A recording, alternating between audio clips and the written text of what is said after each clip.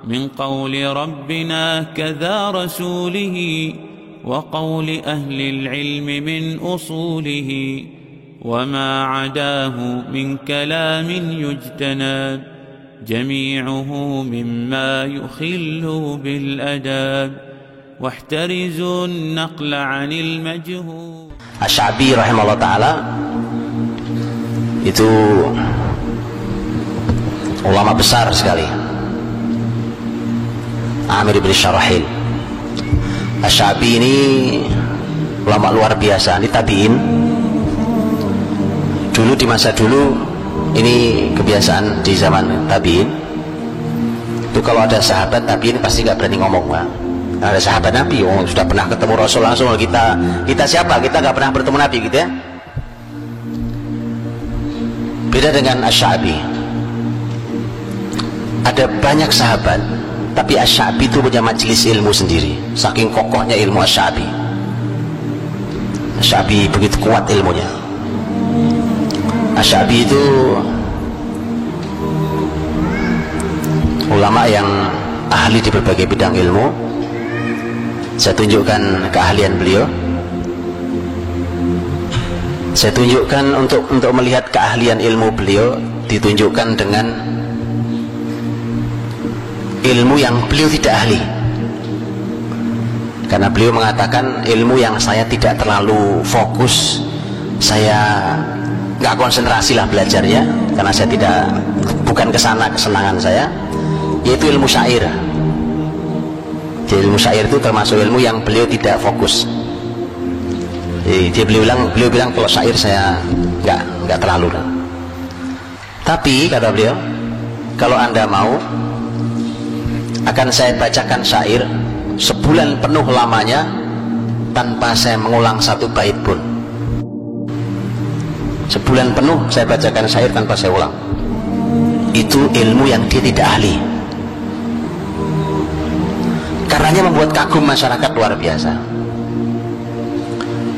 Begitu kagum itu, akhirnya orang nanya, bagaimana sih Anda kok bisa nyampe derajat ilmu seperti ini, itu bagaimana caranya? Asy-Sya'bi ternyata memberikan resep, Pak.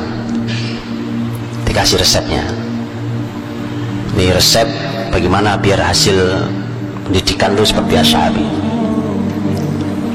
Kata Asy-Sya'bi rahimahullah ta'ala, kata beliau, binafil i'timad wassayri fil bilad wasabrin kasabril jamad wabukurin kabukuril ghurab. Binafil i'timad itu maknanya adalah meniadakan hanya bersandar pada kemampuan diri kita sendiri. Jadi jangan merasa, wah saya ini memang orang pinter, Pak, saya ini hafalannya memang kuat, Pak, ya. Jangan itu. Karena untuk orang berilmu itu tidak cukup.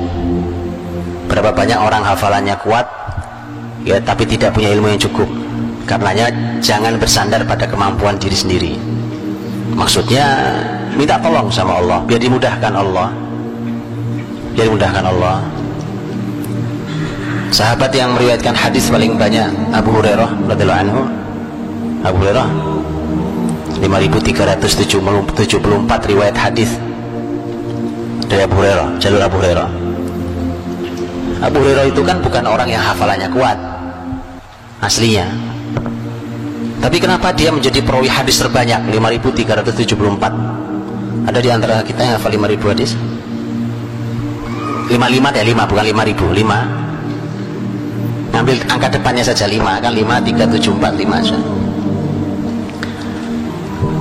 Abu Hurairah itu bukan tidak punya hafalan kuat.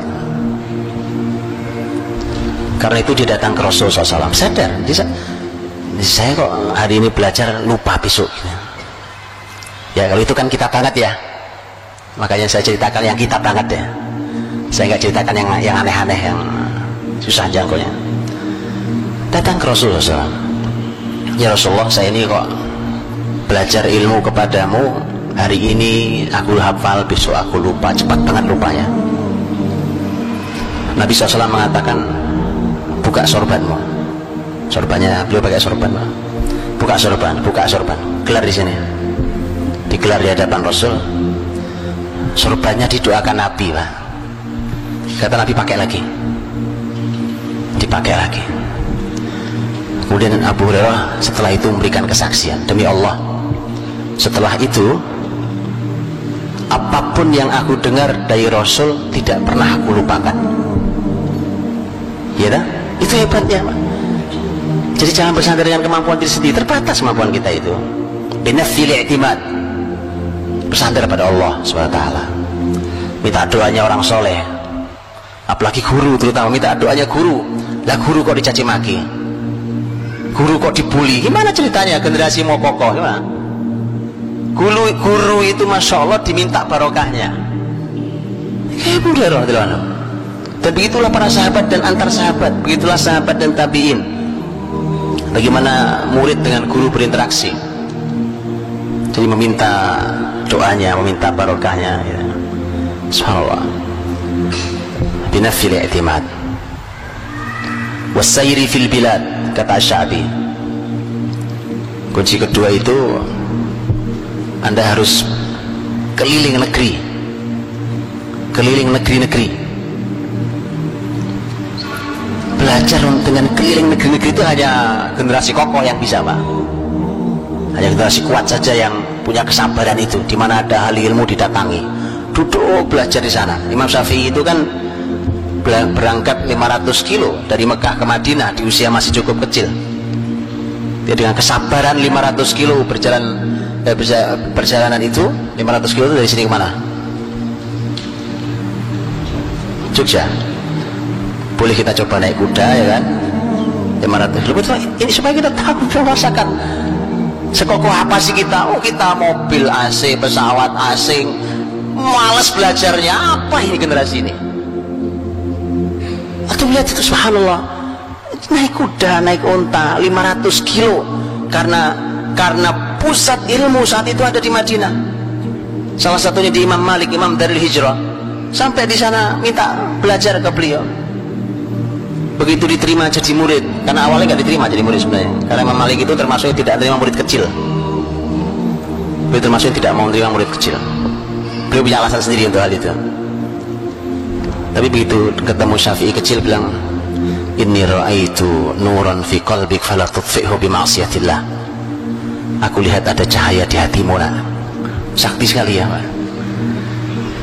Belum bisa lihat cahaya di hati kan sakti bener ini. Tapi memang begitu, dalam Islam tuh guru begitu, sampai harus bisa melihat cahaya ada atau tidak di hati muridnya. Itu baru guru yang benar. Betul kan, Pak, ini, Pak? Bisa, Pak? Bisa. Lihat gini aja tahu. Oh, ini kosong, oh, ini nggak ada isinya, oh, ini hebat sekali, kelihatan, Pak.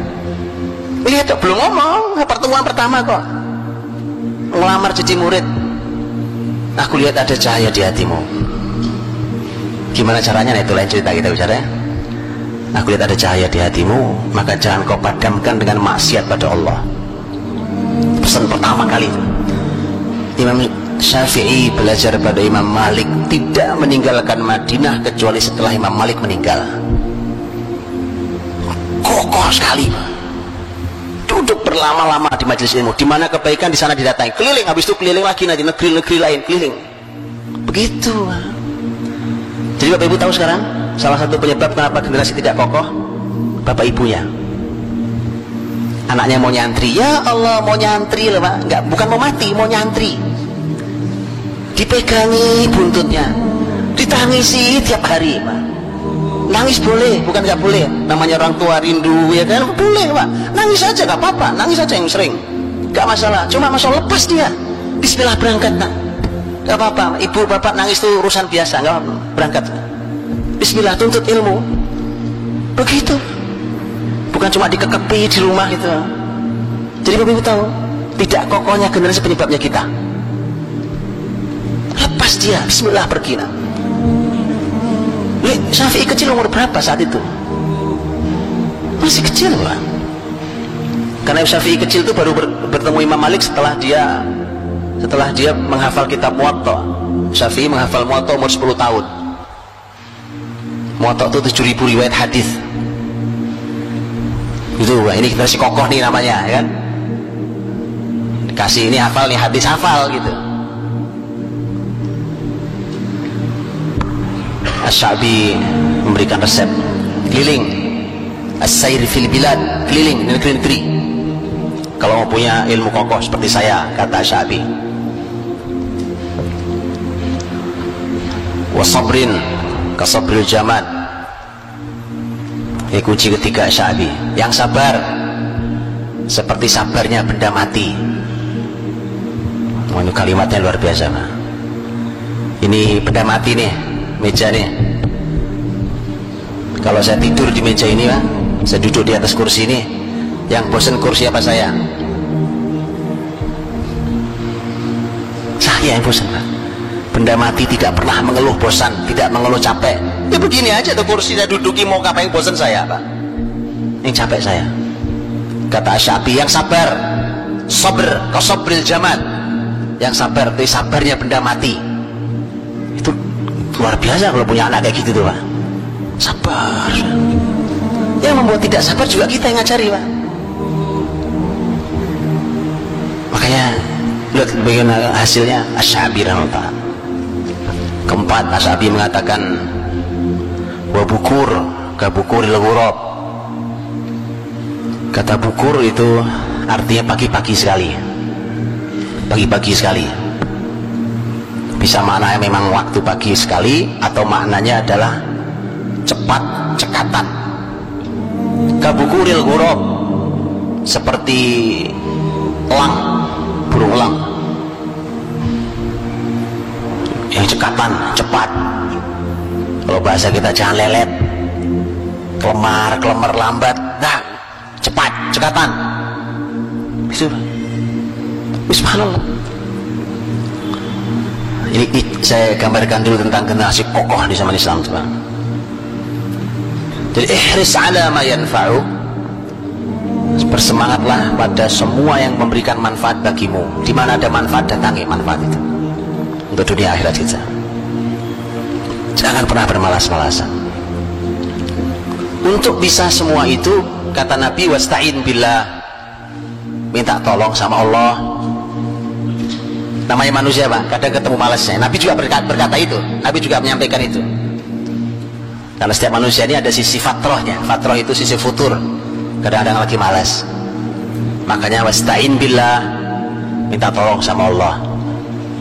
Wala ta'jaz, dan jangan lemah. Kamunya jangan lemah, tapi minta tolong pada Allah biar dikasih kekuatan. Nah, yang membuat kita lemah, lihat, Pak, adalah, lihat kalimat setelahnya, wala taqul law anni fa'altu kadza lakana kadza wa kadza. Jangan kamu berkata, andai aku begini maka pasti aku juga begini dan begini. Cuma ngayal aja kerjaannya. Itu generasi lemah. Cuma berhayal, coba kemarin saya jadi ambil, coba saya andai. Itu generasi lemah, itu yang membuat kita lemah, Pak. Kalau sudah kejadian lewat, sudah lewat, kan itu keputusan sudah kita ambil. Jadi generasi kokoh itu, Pak, diajari untuk berani memutuskan sekaligus berani mengambil risikonya, tentu dengan ilmu. Tadi umpamanya kita hari ini punya pilihan terhadap sesuatu, saya ambil apa enggak, saya ambil apa enggak, ragu. Orang ragu terus, memelihara keraguan terus, itu bahayanya akan bisa masuk kepada tingkat yang lebih buruk, yaitu waswas. Dan Nabi menyebut al-waswasatu minasyaitan. Waswas itu, Pak, itu buruk sekali. Keadaan waswas itu, dan itu menjadi bagian dari penyakit jiwa hari ini. Orang punya sifat waswas karena memang kebiasaan memelihara keraguan dalam dirinya. Tidak ada keputusan yang clear, yang putus. Orang beriman diajari itu. Mau melangkah kaidahnya jelas. Nabi mengatakan da'ma yaribuka ila ma la yaribu. Kata Nabi, tinggalkan apa yang membuatmu ragu kepada yang tidak membuatmu ragu. Umpamanya kita mau ambil, saya ambil nggak ya, saya ambil nggak ya, jadi nggak ya, jadi nggak ya. Oke? Jangan lama-lama Pak, keputusan itu jangan lama-lama. Itu mengapa Allah bekali kita juga dengan istikharah. Minta Allah yang memilihkan karena kita tidak tahu masa depan kita. Jangan lama-lama Pak. Nanti jangan-jangan ini masalah udah lewat tapi gak ada keputusannya. Semua sebab tidak jelas keputusannya. Udah sidang berkepanjangan, ujungnya gak ada keputusan. Ini apa ini? Para pemimpin ragu Pak. Saya lihat itu. Jangan, kata Nabi, kamu ragu jangan diambil. Itu kaidah. Da ma yaribuk, tinggalkan. Kamu ragu, tinggalkan. Ambil itu, putus. Kadang-kadang keputusan kita, Pak, kadang-kadang keputusan kita kan keputusan yang begitu kita nggak jadi ambil ternyata itu luar biasa. Nyesel kita ujungnya Pak. Iya tuh kan, coba kemarin saya ambil, itu nggak boleh. Kata Nabi jangan berkata itu. Andai kemarin jadi saya ambil, itu kan wah Pak, itu kata andai itu Pak, itu dipelihara, dikenang bisa sampai sekian puluh tahun ke depan loh. Iya Pak, sekian puluh tahun ke depan ketemu temennya ngomong lagi, itu tuh yang proyek itu sebenarnya jatah saya sebenarnya itu kan gak kejadian Pak. Sudahlah, itu bukan generasi kokoh tuh, sudah cukup. Sudah itu cut, selesai. Walakin qul qaddarallah wa ma syaa fa'al. Sudah cukup. Jadi orang tuh kalau mau kuat memang sandarnya pada Allah. Makanya begitu peristiwa seperti ini yang disarankan, diperintahkan adalah tapi katakan ini sudah Allah takdirkan. Dah, ini udah keputusan Allah. Apa yang Allah kehendaki pasti terjadi. Cukup, sudah cukup, gak ada masalah. Biasa keputusan hidup kan begitu. Jadi generasi kokoh betul tuh diajari Pak. Jadi jangan biasa membuat generasi ini ragu Pak.